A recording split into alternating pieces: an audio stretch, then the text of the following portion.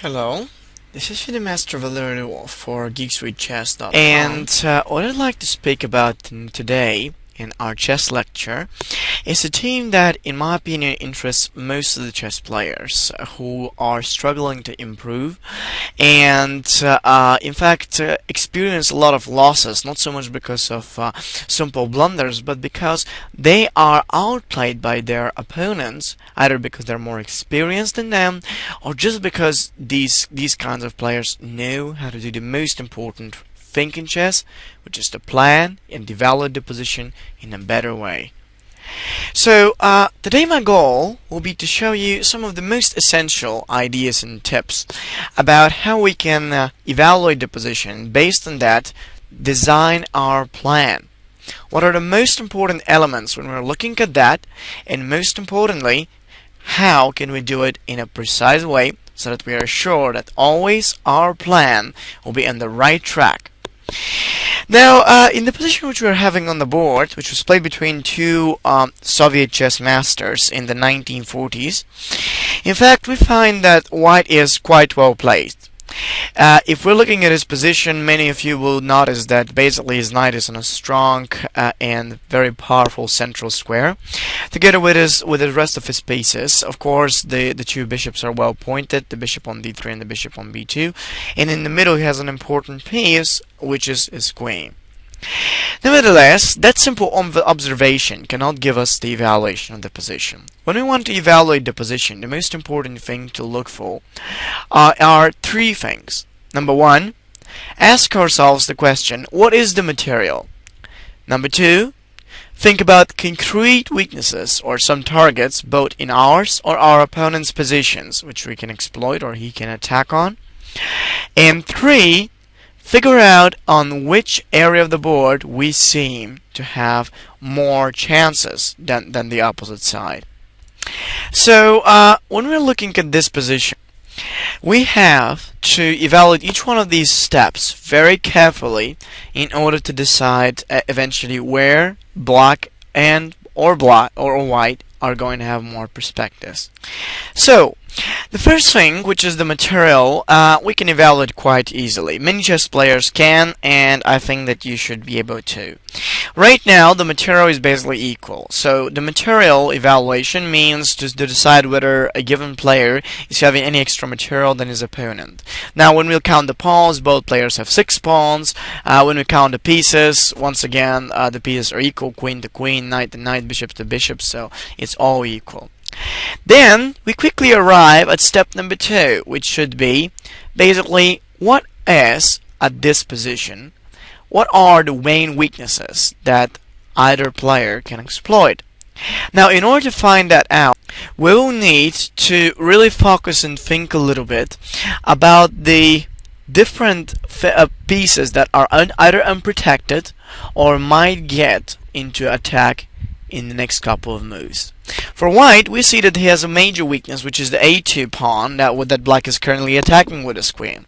And for black, I wouldn't say that he has any direct weakness on which white can attack, but on the other hand, we find out that there are opposite castled kings, and anytime when there are opposite castled kings, for example, when we look at the black king, it might actually more or less become a target. For instance, if white advances like with h4, h5, this king could become more or less something on which white has pointed all his pieces, the bishops, the knight, and the queen, so that he can attack down there. So once we're ready with that kind of an evaluation about the weaknesses, the third thing is to ask ourselves, where would it most profit white and black to start playing? So when we ask ourselves this question, in my opinion, it's pretty clear. We already decided that the main weakness for black is going to be the king, and the main weakness for white will be the pawn around his own king. So white will attack on the king side, black will attack on the queen side. The evaluation literally helps us to find exactly where we should plan. Sometimes it is not so easy, but certainly it's when you are evaluating the position, it will give you ideas, and by building on those ideas, you'll get even more type of plans exactly where to go and how to continue your strategy. So right now we have an idea that white should go on the king side and black should go on the queen side. Since it's white's turn, now we must figure out first of all what should be the beginning of our main plan. It's not so easy, but I want to tell to you Every time when you are considering to advance some plan, doesn't matter exactly what this plan is, you've got to figure out different move candidates with which you're going to promote this plan. This means to figure out which moves will relate to that plan without any kind of distraction, and most importantly, how is the opponent going to eventually play against those moves or fight against those moves, so that we can evaluate their effect. And now what we find is that there are a couple of ways for white to go. H4 with an idea of H5, G4, and rook to G1 to prepare. And if we try to order those move candidates to decide which one to begin with, we can say that the most important for white will be to open up the lines against black's king. Therefore, the best idea should be to play pawn at H4 and start with this move. White must hurry. His task is complicated by the fact that in the prior battle he brought his pawn out to b4, which offers his opponent good counter chance on the queen side. Nevertheless, threatening h4, h5 takes to g6 will help white to open a dangerous file, and now he's following in a fast way against the black king. Of course, many of you will be confused by this move because they'll say, can black take a pawn? Remember, the time is important. This pawn doesn't matter, considering that we can create so many threats, like attacking the queen, and later on even finding our way to attack his knight, which will lead us to some material combinations. For example, like bishop takes f7, little check, and then we'll collect the queen.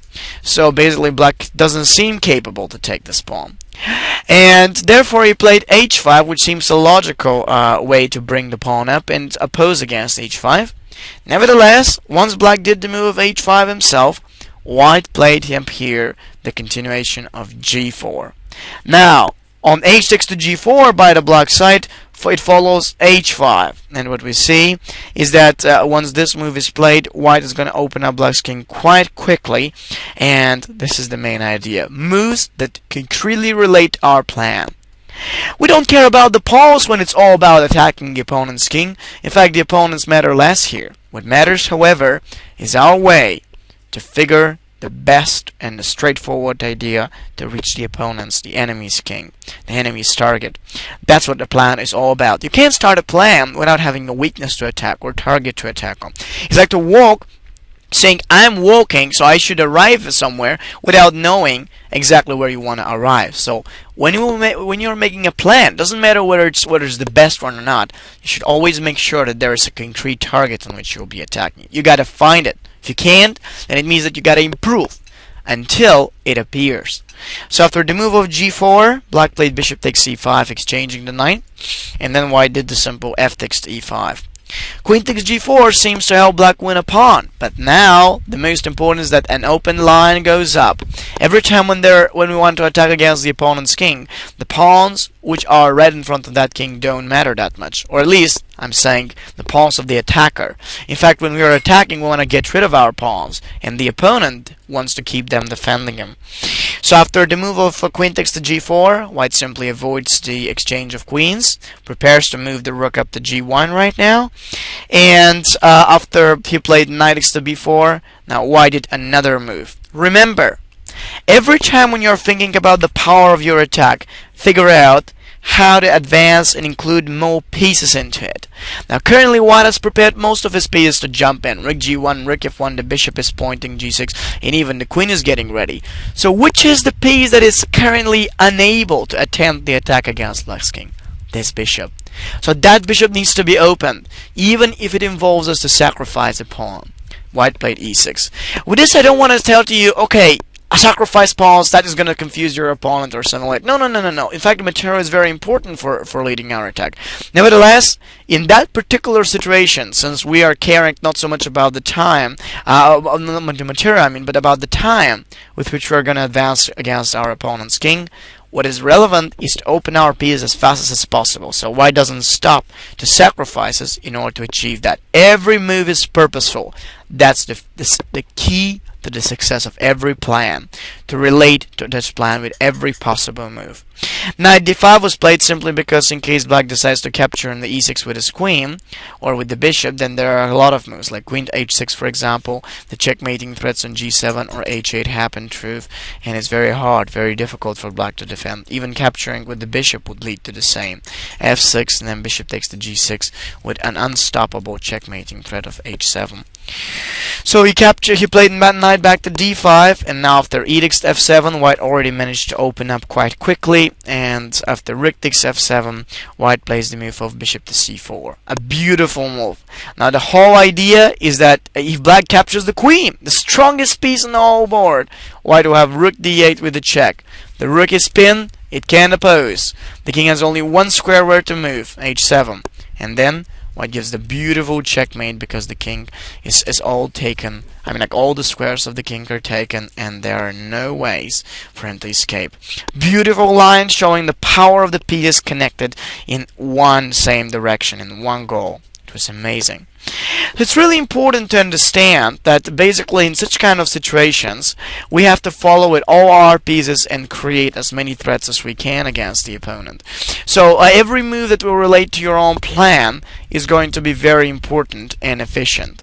All that white did in this game was connected to the attack against this king. So first of all, he evaluated the position, the material, then he evaluated basically the possibilities like weaknesses on which he can attack, and finally he came up with an idea to manage where he can manage his plan and what kinds of move candidates will most help him to relate to it. Try to follow these elements actually in your own games. You will see that as more you practice in them, better and stronger you'll become in the mastering of how to plan and how to make stronger plans than your opponents in your upcoming games. So thank you, and I hope this lecture will be useful for you to understand how the planning and the evaluation work together.